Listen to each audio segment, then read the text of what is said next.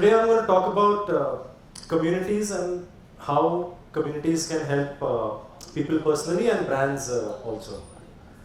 And I think before we get on to this, let's define what we mean by these terms. And even before we start to define what is a community, let's define what an enthusiast is. Because the community is primarily a collection of enthusiasts organized in some form or the other. It could be physical, it could be virtual, or in any other way possible. Now, I like to define an enthusiast as someone who spends a disproportionate amount of time on any one of the following three things or a combination. That is your time, effort, and money. And just to illustrate the difference between the two, let's say I'm really fond of mangoes. I eat a lot of mangoes, so obviously I spend a lot of effort and I spend a lot of money. But I'm not connected to somebody else also who shares the same interest. So I'm not part of any mango community, but I am part of a motorcycling community called Road Shakers. We started it here about 20 years ago. So that's what really defines a community, an organized collective of enthusiasts. Now we come to the question of what's a brand. Now, a brand is simply an identifier. Use it like a name. And how do brands grow? You'll see that I have a lot of problem remembering names, and I'm sure maybe I can remember 7 names, you can remember 20 names, you can remember 120 names, but eventually you lose out. So you realize that when you develop a connection or when you attach strong values to a particular person, you find it easier to remember the name. Like I can never forget my wife's name, and you probably never forget your girlfriend's name, but you might forget somebody else you've met. So the brand assumes importance for us when we attach more and more values and connections with it. So with this, I'll start with my journey into this space and how it benefited me. I grew up in an army environment where we were moving from place to place every 2 years. And in the cantonment, virtually everybody is moving every 2 years, and you're changing multiple residences. So when you come into a station, you get a temporary residence, you go in, then finally you move into your house, which is really nice, and then you have to move out somewhere. So you're changing neighborhoods maybe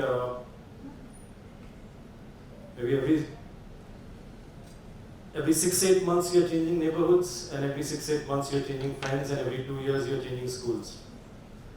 So little did I know that I was being set up for what I'm doing now. So we didn't spend time getting to know each other. I grew up in an age where the only entertainment was your friend. So you found a common interest. He liked to play football, I liked to play football, we play football. It was based on a system of mutual trust and respect. You're not going to cheat, I'm not going to cheat, I'm not going to hurt you, you're not going to hurt me, let's play. Right? So that was quick for me.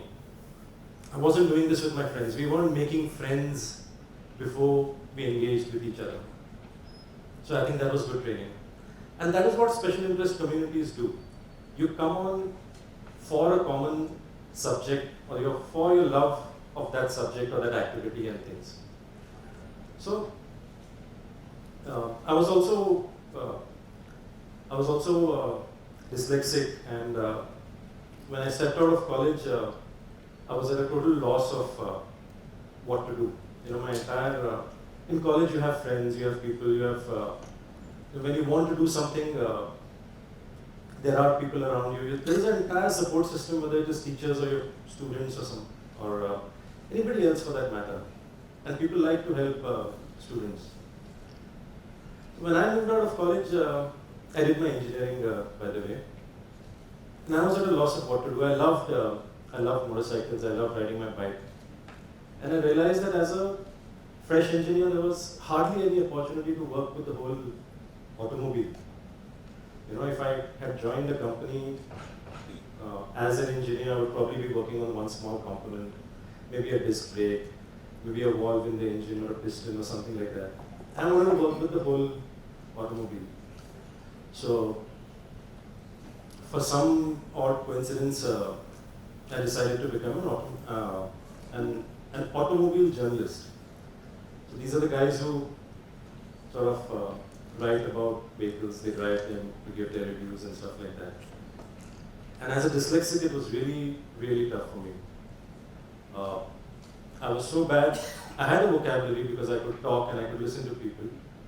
But I was so bad that sometimes even spell check and Google couldn't get what is the word that I was searching for, or what's the word that I was trying to put in.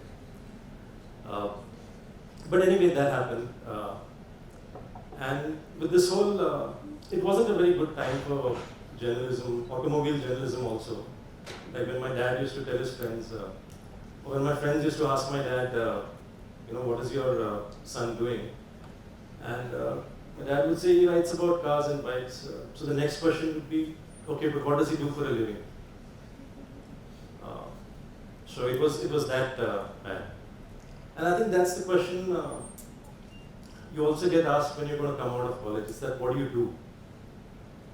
Rather than that, I think we should start asking people the question of what do you like to do?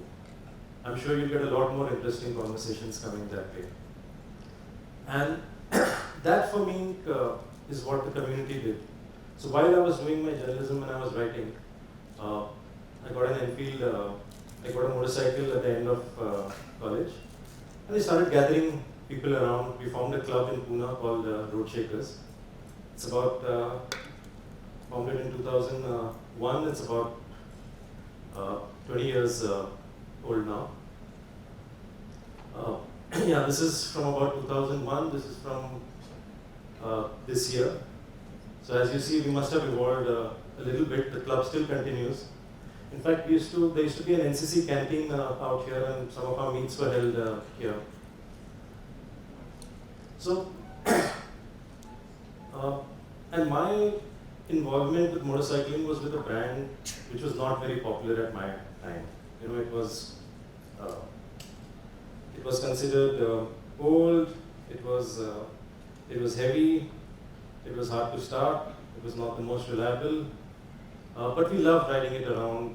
We found a bunch of friends. We just stopped people on the road and told them about the club. We explained the idea. So I actually started building a brand for a club a brand for a community rather than a community for a brand. Then eventually, being a journalist, one day I met people from Royal Enfield, and we were grappling with the question that, look, it's not fuel efficient, it's not reliable, it's not easy to ride. How do we sell more of this? I must have said something cocky like, don't talk about all these things, talk about how much fun you can have on a motorcycle. And somebody took me up on that offer, and that is when everything began. Like I said, it was very, very hard to articulate what it does. Because my work with Royal Enfield and the community was sort of putting the entire marketing model on its head. Because in conventional marketing, you're primarily spending money to get somebody's attention. But what we were doing with the community and the activities we started, which were basically rides and events, it was a collective celebration of all our passion and enthusiasm. So in that model, the customers were paying money and giving us their time and attention. But still, this was hard to comprehend, this was hard to explain, this was hard to do. This is from one event called Rider Mania, where it's nearly 6,000-8,000 people come together in Goa. So anyway, that's how the journey started. But while I was doing all of this, I was also slowly getting into a different kind of thing. I was, from my one club and community, and I now had a nationwide scale. The scale was going up. And one day when Royal Enfield was testing motorcycles on the track, I landed up. And I loved it. I loved the feeling that you could get onto the track and ride, and there's going to be no traffic coming from the other side. Eventually, we started racing, not as part of the brand, but as part of individual and community efforts. There was no class for Royal Enfield to race, so I told them that, so they told me, so MMSC, the Chennai track which organizes these races, they said, you get a grid and we'll put you on we'll have a race for you. So I convinced more people to come on, we formed a grid, we raced. I also went for another event called Raid the Himalaya. Again, this was a completely community supported effort. I could never have done this on my own. Somebody told me they'd build a bike for me. Somebody said they'll handle logistic support. Somebody said they'll handle the transportation. So that year, about 7 of us on Enfields, we went to do this event. I came in third overall in the extreme category for motorcycles. I think that's a record that still stands till today. And it won't get broken because now the event is stopped, thanks to COVID. But the learnings that I got from here is what I again applied back into office. And not just from here, not just from the motorcycle. I was never a people's person. I was never popular. I'm not in touch with any of my school friends as such. I still have difficulty interacting with people. Ask my wife, she'll tell you. And it's not, I'm not very natural as such. But when I find a common subject, then I'm quite okay. And that is what we need. I mean, I've learned a lot of things from being part of the community. I've learned how we can create a safe space for everyone to be in. You know, how we can respect diversity while also accepting a common goal and working towards that. I think the world needs a lot more of that today than what it is displaying. You need to ask. You learn to ask for help. So I learned about various subjects, whether it was construction, whether it was telecommunications, whether it was banking, from the riders who I was riding with. So people would pay up, they would come for events, they would come for rides. And in these conversations, you got a basic understanding of how the world's moving. You also, one of the very important things or the skills that you will pick up when you're working with a community or part of a community is leadership without authority. And these endeavors supported by the community and just working with the community sort of taught me that. And then I was able to make the switch from marketing to product planning. So some of the new models that you're seeing right now, which is the Continental GT, the Cafe Racer and the Himalayan, you can see some of the roots in sort of these pictures. So it started a long time ago, coupled with the understanding of the customer and sort of just maneuvering your way around an organization. You know, it's not what skill set you have, it's just how effective you can be. And that comes down primarily to people. So that way the communities taught me a lot. I also used it in my personal growth. For example, I started cycling quite heavily, and if you really want to be serious about your cycling, you have to get up early in the morning. Finding the motivation to get up early in the morning when you know that somebody is going to be waiting for you is much easier than trying to get up on your own. So we formed a community in Chennai. We formed a racing team called Madras Skills. Now, we were all interested in going fast. There was a common theme. Now we needed actual races to happen, and there were no races happening in Chennai. So we formed another group called the Madras Racing Circuit. And this group was primarily involved in just organizing races. And these were not races with elaborate preparation and all. You could just, the organizers themselves came in like 10 minutes before the event. There was no sign up. We landed up. Again, it was based on mutual trust and respect. You raced, within 10 minutes, the prize distribution is over, you go home. But the result of that is that now there are at least 3-4 people from Chennai racing on the national scene. Okay, I didn't become one of them, I'm too fat. But others succeeded better. Now the only message I'll leave you with is that coming out of the pandemic, it's a whole new world that has come out. And it's going to take some time for for us to be able to define what are the skill sets that you're going to need here. It's going to take time to design your formal education to help you cope with that. But apart from that, you are learning you're picking up a tremendous amount of skill set as you're going along. Each one of you have their special situations that you're going around, and each one of you are in special circumstances that you have. Build up strength from there. There are skills and there are informal skills which you have but you're not aware of.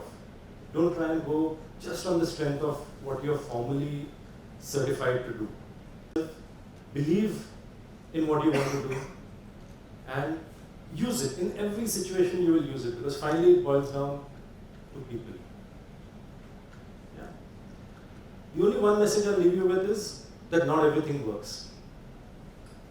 Right? So instead of trying to give up your goal, try and change the way you're doing it.